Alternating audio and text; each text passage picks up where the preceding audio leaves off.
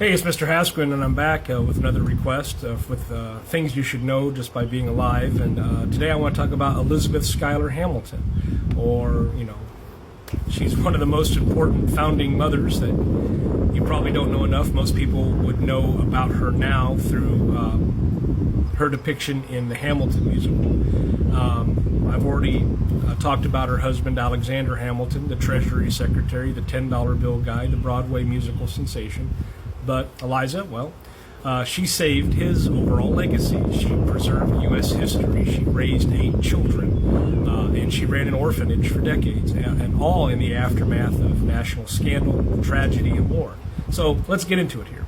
She was born in 1757 into the powerful Schuyler family of New York, and Eliza was no ordinary colonial woman. She had money and social status and smarts. She married Alexander Hamilton in 1780 while he was George Washington's aide during the Revolutionary War. Their marriage was passionate and turbulent. She stood by him through a great deal of political chaos and even his public admission of an affair, the Reynolds affair. And that's something that no one's wife had to endure on that scale in American public life at the time. Yet Eliza didn't just survive it, she became the moral compass and effectively the emotional rock of her family. After Hamilton was killed in his duel with Aaron Burr in 1804, at just 47 years old, Eliza could have faded into the background, just assumed the role of the grieving widow and moved on, but she lived another 50 years.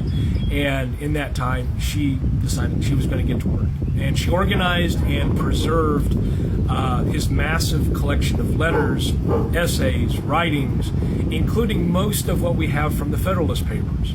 She did interviews, pushed editors, and carefully managed his historical legacy at a time when reputations were being built and destroyed in print.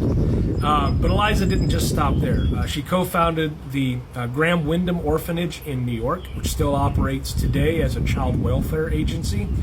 She fundraised for the Washington Monument. She advocated for widows and soldiers and veterans, and she became the living link between the revolutionary generation and the future. And here's something that always kind of gets to me about her. She outlived all but one of her 8 children.